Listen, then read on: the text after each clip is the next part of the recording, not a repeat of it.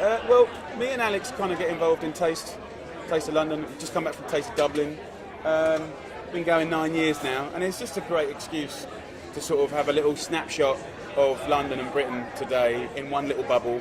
So it's great for the public. You know, they get in and I think we've got more Michelin-star chefs than ever before. Loads of pop-up restaurants, loads of street food, producers. You know, and it's just a good little vibe. If you like food, it's the place to come. And I've been absolutely stuffing my face. I feel quite ashamed of myself, actually. There's so many delights to be had. I mean, they're literally the whole world is here. There's sort of amazing Marmite, soldiers, duck egg, French-English mashup. There's obscene Scotch. Did you have a barbacoa pulled pork bun? Oh, that's next. Yeah. I've got some of my boys here as well. But they love it, you know, and I think also, like, it's because most chefs are stuck in kitchens. When you kind of, like, make it like a taste where they're out, and they're like that with the customers. It's a lovely atmosphere. It's amazing to like connect with them.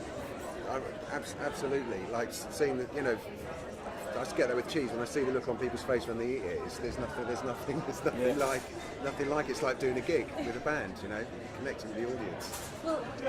Well, Feastival started last year, Clapham Common, went really, really well. I think like we achieved a lot in sort of having a generous spirit and kind of really having something for everyone, and also for parents with kids.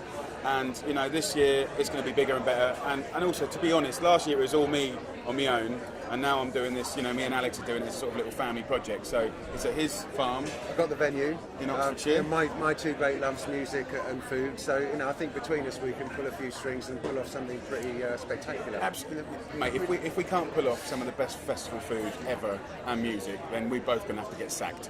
Simple as that. But yeah, and of course Peppa Pig. Don't forget about Peppa Pig. And the giant haystack. Not the wrestler, but the giant haystack. But when Blur first started doing festivals, like it was like feeding people was a headache for promoters. It's like, oh, we've got 100,000 people here, we've got to feed them as well. But I think the festival, the freezer trucks would arrive, deep fries would go. But I think it's sort of it's festivals have sort of proliferated and become much more sophisticated, and now you can add that extra level of doing really good food, and we try and make it really affordable and easy for the people that come, so that they can try different meals. And like the way I sort of sign up the chefs and get them to work is so there's a real range, not only of chefs and styles and countries, but also food itself. You know, you don't want to be hit with all the same kind of meat or fish. So it is a real food lover's paradise. At the same time, you know, you've got some great tunes going on, and very, very sort of family friendly. Yeah, we got Paloma, Faith, we got the Guillemots, got Noisettes on Saturday, Sunday we got Texas, Razorlight. Producers are the best band I've ever seen. They made it's Trevor Horn's band. They made all the Frankie Goes to Hollywood, Grace Jones records. And they're proper cats. More hits than the Rolling Stones, these guys. They're totally smashing it. And there is an exclusive on the night because they've got 2 new band members, haven't they? They may have. So maybe one song. Brand members. Yes, the farm is the natural habitat of the ageing rock gentleman. So it's and he does it very well. All round to mine, September the 1st and 2nd. Come on. And Jimmy, were you a Blur fan? Yeah, are you kidding me?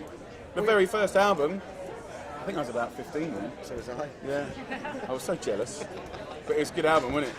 Classic album. No, it's great, and it's funny sort of our life all those years ago. You would have never dreamed of being able to pull this off. But you know, we're a bit older and wiser now, and I think also that the summer's a special thing for Britain, I think.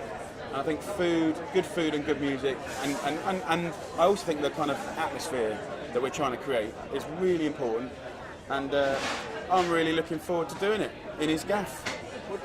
Well, the government currently aren't doing anything to improve school meals. If they're doing anything, they're doing stuff to actually go backwards. So yeah, Mr. Gove, our head of education, has removed the nutritional standards, which are incredibly important, I can promise you, for school food in academies, which is now the majority. And all I can do without boring you for 25 minutes is he's created a situation where the Wild West can happen all over again. Let's just remember 8 years ago, there was no standards for kids' food in schools, you know, from the age of 4 to 18, 190 days a year. And there was a humongous amount of standards for dog food. So it was only 8 years ago where we cared more about our dogs than our kids. And now Mr. Gove has removed this. He's completely wrong. It's completely wrong, and he's not budging yet, but he will. And I don't think the parents are happy. The operators, the industry at large, the big, the small, the good, the bad, they're not happy. The standards maintain a sort of good level and status quo.